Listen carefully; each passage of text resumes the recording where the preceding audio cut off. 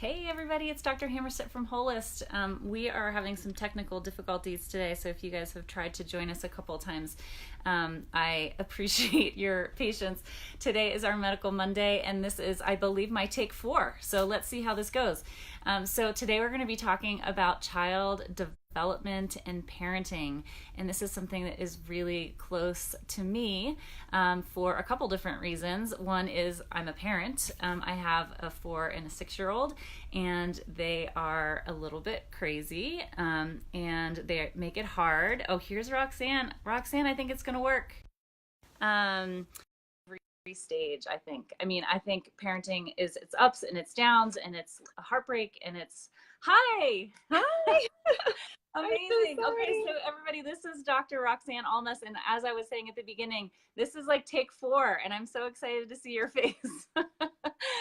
I'm Oh my not sure God, I'm why so excited. Facebook makes this so hard, but anyway, so I'm gonna briefly kind of finish saying what I'm saying, and then I'll introduce you, and we'll get after this. Okay. So I was just talking about how hard parenting is and how this is a really important topic for me because I have little people. I know you have little people, but also we're both not just moms, we're doctors. And I am, as an emergency doctor, see little people all the time, and figuring out kind of where they are developmentally and emotionally is like just totally changes the way that I interact with them.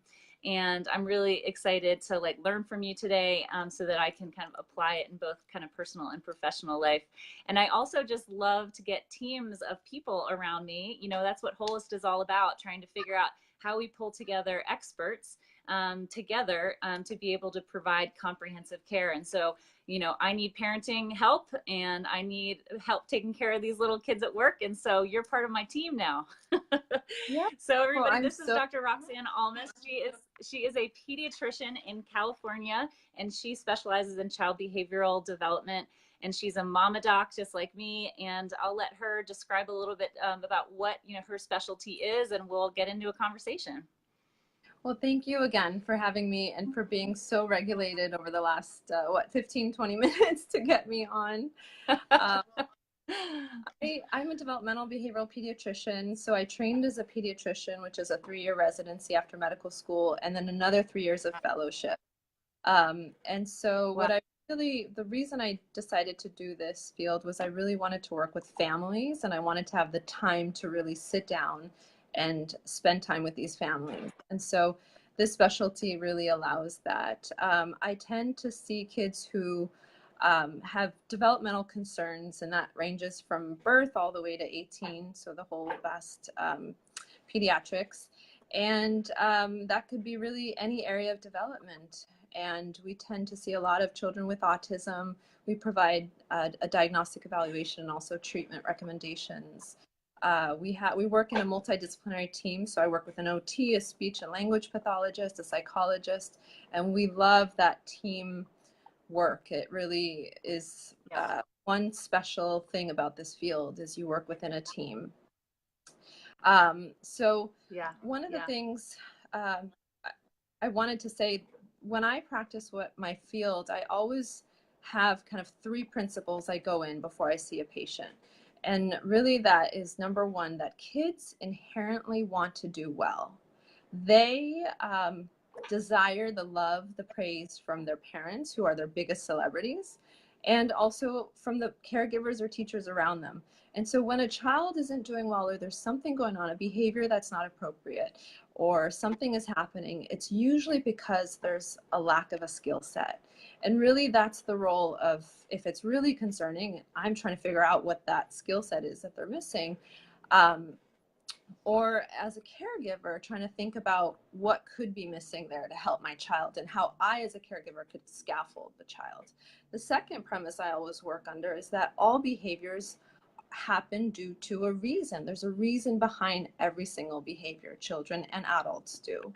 And then the third, especially because it's not just the child that's my patient, it's the parents and the family really that are my patients, is that the parents are the expert of that child.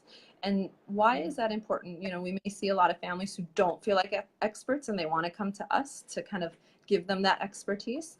Um, if you don't believe that, truly believe it, then you cannot meet parents where they're at.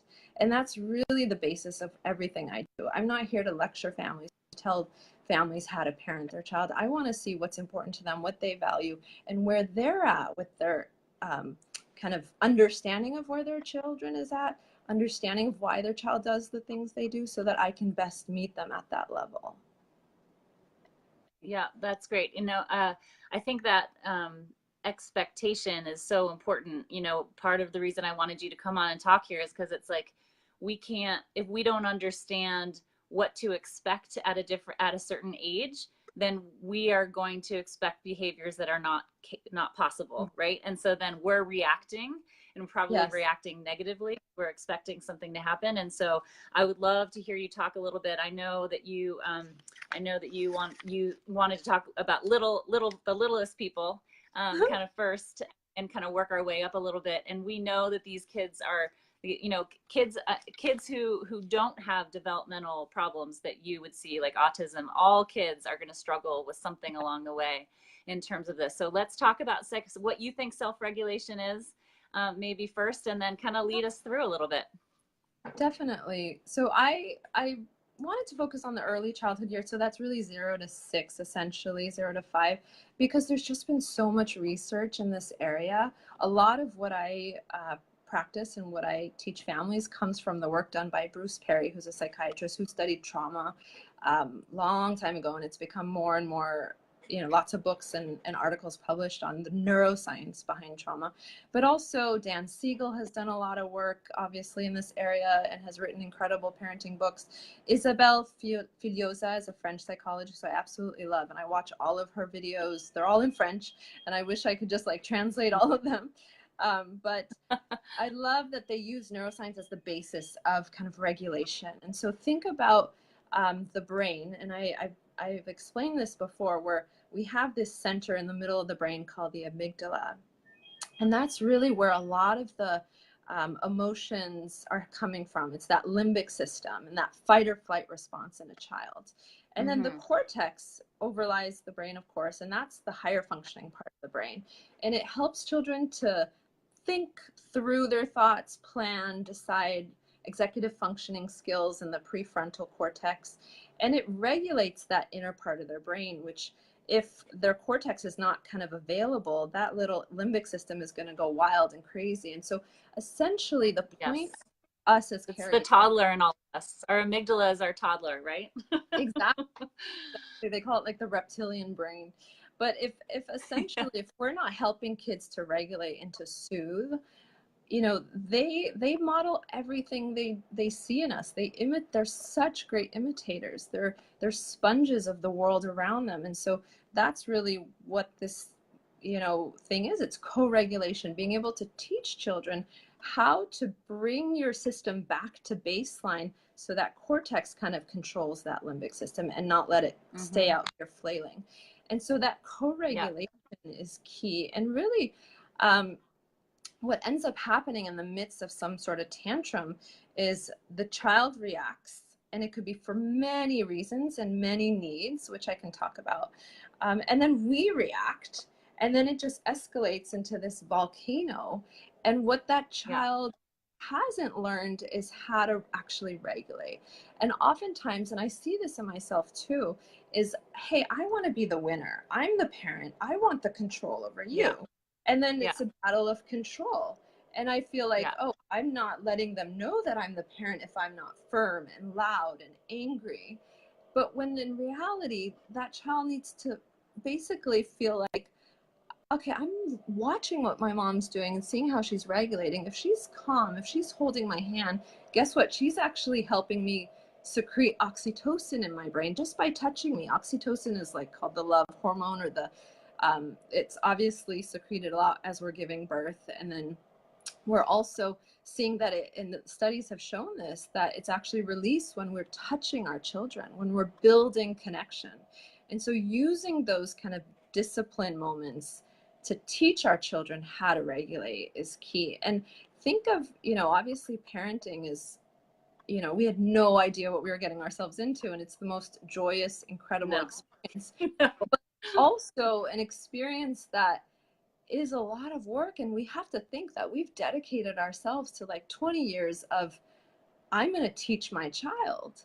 And using that opportunity of a tantrum as an opportunity to teach, I think is key. Um, One of the things I wanted to talk about were the needs of a child and why might they be having a tantrum. And if you think again, not only about your child as like what's happening in their brain, which is so cool just to kind of understand why they're experiencing what they're experiencing, but if you teach your child, or if you understand maybe what's behind it, that will help alleviate your stress. So Yeah. basic needs first, right? When you have an infant, you're always thinking, okay, is it the diaper? Is it that she's hungry? Is it same thing with slightly older kids, toddlers, you know, and preschoolers and school age children. Are they hungry? Have they slept well? Are they maybe sick or starting to have some sort of viral illness that's, you know, dysregulating them on that spectrum?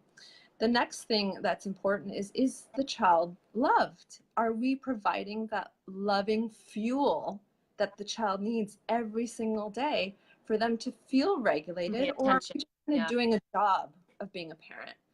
Mm-hmm. Children need to feel loved, number one. They need to feel belong somewhere, and they need to feel attached. I mean, beyond food and sleep, these are the most important things. Yeah.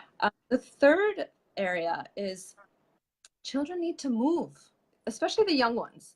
They need to constantly let out that energy and move. And we know more and more now that kids are in front of screens, they're moving a little less. And so that might trigger some emotions and some um, energy that would have been perhaps released if they were moving more. I feel The like my fourth, kids never stop moving. I'm like, how do yeah, I how do I get them to stop every once in a while? yeah. And so the question is, did they have a moment where they got to really release that Yeah. energy?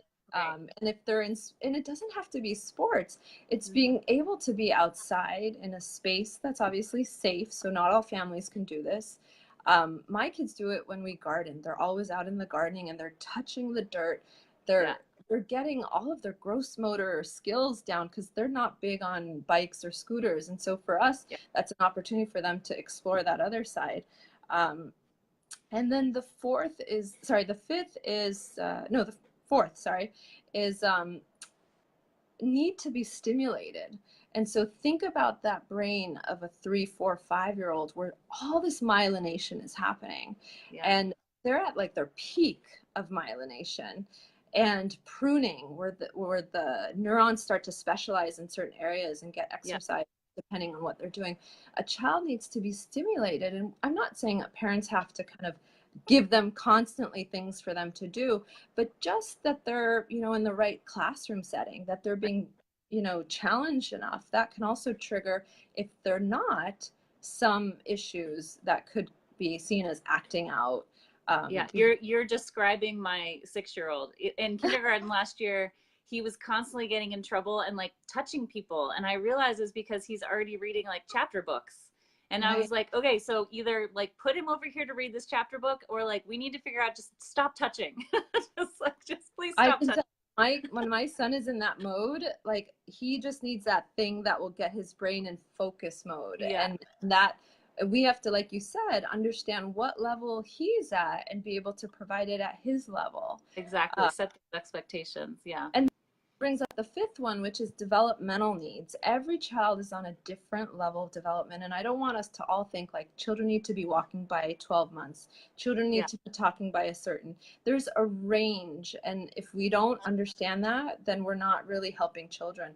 Yeah. But really understanding where the child is at. And there's 5 areas of development: language, gross motor, fine motor, social emotional, and adaptive. So that's like self-help skills. How are they Mm-hmm. doing with their own level of independence and doing things for themselves at home and at school?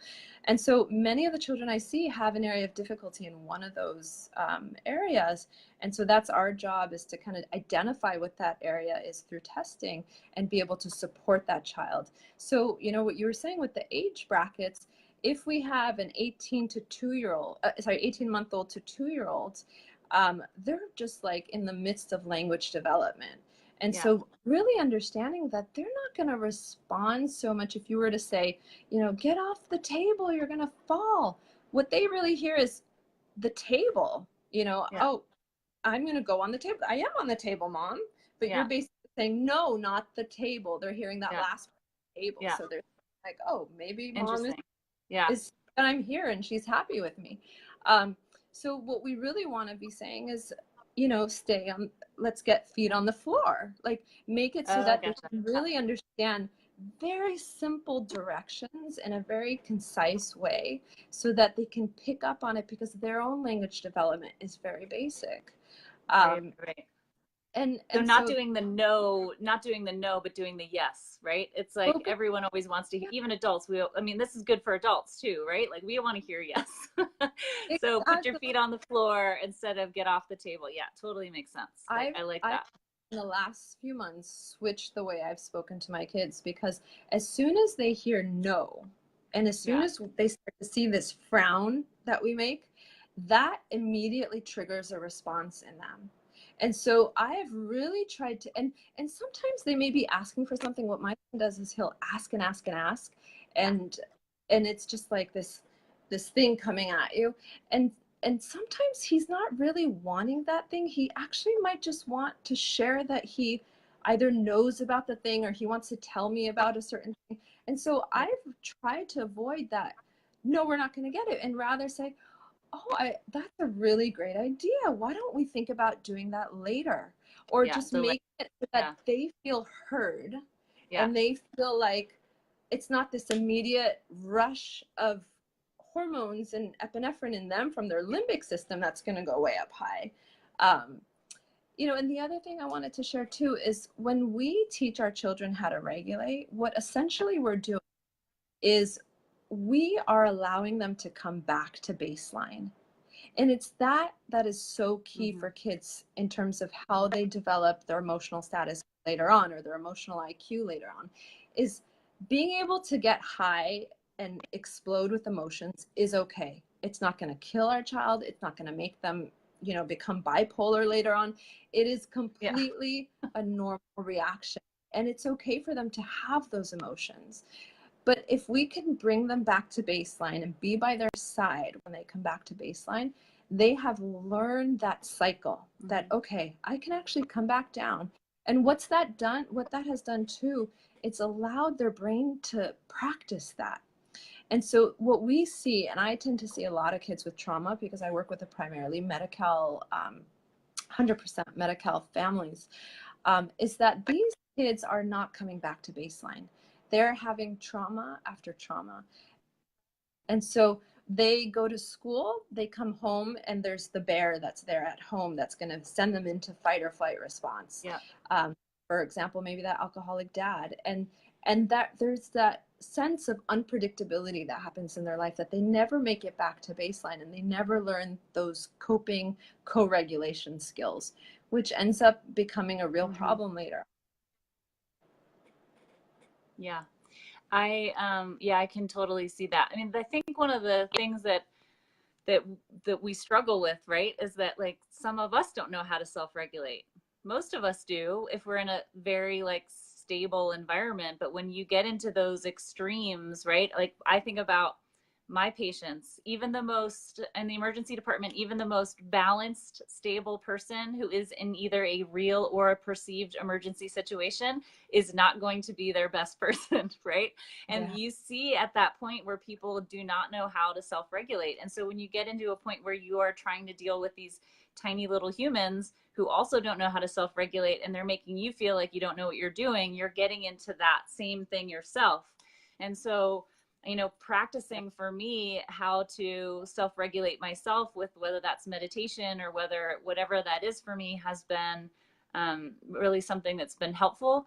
But I also like to share with my kids when I'm struggling, right? And so it's Yes. like, right now I'm having a hard time with my own emotions and I'm going to lay down on the floor and do nothing, right? Mm-hmm. It's like, Mm-hmm. and I'm going to delay this action. And it gets to the point where my 4-year-old the other day was like, Mama, touch your mala. You're getting too angry, So I think sharing that we struggle with that too with them, even when they're little, makes them feel accepted around that. But that's my non pediatrician behavior No, opinion. I think it's so important for them to see us struggle and fail too. And I think that verbalizing it, and kind of what I always talk about, and I try to bring this to my my own parenting, is it's okay if mom fails and mom struggles, but guess what? I try to repair that after.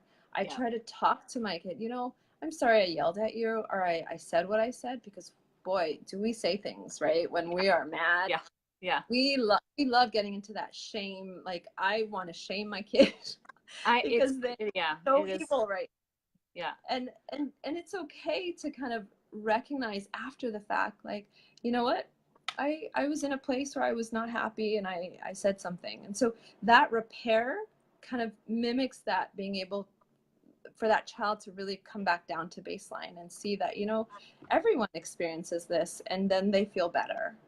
Yeah, and I think helps them realize also that no one's perfect and people make mistakes, and it's okay to make mistakes as long as you are improving on them. And I think that that's something that a lot of adults don't know, so for sure. So Absolutely. when they're a little bit older, like, can you talk a little bit about like maybe the, 5, 6, 7 year old kind of where Mhm. they are in terms of, closing over the amygdala, and like how we can guide them being a little bit older towards that Yeah. self-regulation?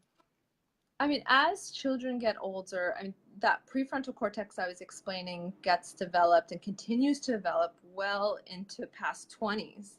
And so it's really not even mature as the child is a teenager, which we know impulsivity is really Yeah. high as well. And these are like big decisions, like sitting in front of a vehicle or a steering wheel. And so we recognize that those um, areas of executive function develop over time, and they're not fully expressed until later in adult, or early adulthood, I should say. Um, but just the same ideas really apply. What is happening to that child in that moment? I can give an example. This weekend, I was in line. We were at a stand where they were selling food, and there was a 10-year-old. Actually, no, he might have been a little. And his dad told him, okay, I want you to go ahead and order for yourself. He thought that he should be equipped and independent enough to order for himself. And you can just tell this child was actually quite anxious doing that whole experience. And then he realized he didn't have any cash, and he started yelling at his dad, like, I don't have cash. I want you to stand in line. I'm going to go get mom. And then the dad started yelling at him back. And I'm not like sitting and watching and observing interactions all the time, but it just struck me that he came off as really angry. But what Yeah. I knew, what was inside this child, was he was so anxious. And what we understand more and more as children and even adults is anxiety really is what underlies anger. Yeah. And it's a way for a child or human or person to express that anxiety, to let it diffuse a little bit. And so, the dad reacted in that way because he probably was concerned that all these people were watching this son Right. yelling at him. When maybe that child needed a little more support around the whole process of ordering a meal at this stand. Mm-hmm. And so even if you just understand, like, okay, he's not really angry at me, he's just having an area of difficulty because maybe a skill set is missing, or maybe he's anxious, Yeah. that just helps the move a little smoother. Yeah. Yeah. That's interesting. And I do want to talk. So, go ahead. Oh, I was just going to say, I do want to touch on the importance of self-care for parents in particular. I know we talk about it a lot in the wellness work that we do, but it's so important to be able to fill your cup and take care of yourself. Like, I tell a lot of families to put on your oxygen mask before you put on your child's. And a lot of the families Mm-hmm. I see are of, parents of children with special needs. So they are 100% caregivers all the time. And if they don't carve out time for themselves, they are going to burn out. We talk a lot about physician burnout. There is a major Yeah. parental burnout going on. And Mm-hmm. one of the things I do to take care of myself, which actually happens at work, believe it or not, is because I don't want to bring a lot of the stuff I see at work, which is really challenging, Oh, I home hear you. to Yeah. my husband, or even lash out at my kids, because I just spent the day with a lot of really challenging kids, and they're for some reason not having it that moment or that evening. is we have, and I help to get this going at my fellowship, but we have what we call a group that meets monthly, which is a reflective practice group.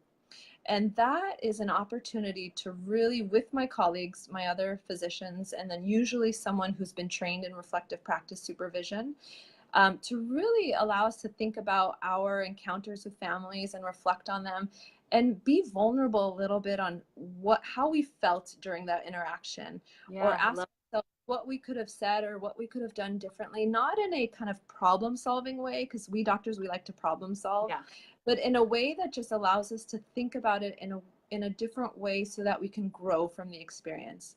And the premise of reflective practice is not this fixed mindset that we have as physicians, but this idea that we have this growth mindset, that we're open to evolving and reaching another level of understanding in the work that we do. yeah. It's like a debriefing in a way, but a more mindful debriefing than like the logistical debriefing we do. Yeah. I do something similar. I try to do something similar after big resuscitations or codes or kind of bigger traumatic events when we have the team in the emergency department Yes. together. I do try to just take a moment where everyone's in the same spot, even if it's just for 1 minute, and just try to be, as you said, reflective, as sort of how did that feel? How are we feeling? Who needs support? Who needs to take a break? Or if you can, when they're really big things, we just had a real big tragedy in our community with some refugee murders that happened that we were all involved Yes. with. And we even all got together like 3 days later and had a big kind of, it was less that logistical, what could we have done better, X, Y, or Z with this chest tube or that. It was real, that mindfulness around that. And it was really, I think that's really important. So I love thinking about that in terms of what we do professionally, but talk a little bit about how you think that we can do it as parents. Yeah, reflective parenting. I think that it really depends on what fills your cup. And I do it sometimes in the moment when I'm having a moment with my son and really struggling. I hear that shark cry, or that shark music, I like to call it. And usually Yeah. it's when I hear the whining or Yeah. the screaming, it just like Yeah. sends chills up my spine. Yeah. I do this weird thing. It's really weird, but I actually imagine a picture of him when he was an infant, and how much how good he smelled, and how Oh. chubby he was, and how Yeah. sweet and delicious he was. And I try to put that in my head. And something else I've adapted to as well is, I try to just focus on something that is peaceful or just brings serenity to me. So it might be like a tree Yeah. outside moving with the wind, or it might be, a basket of fruit in my kitchen. Identify a few things in the room that can just soothe me down. And really, I've fasted before, and try parenting at like 5 p.m. after a whole day of fasting, and you have absolutely Oh, I no do it all energy. the time. Oh, that's right. And so you understand this with the intermittent fasting. And so I really, during those days, had no energy to get mad or to yell or to scream. And so it was really funny because I saw that my parenting was at a whole other level with calmness and ease.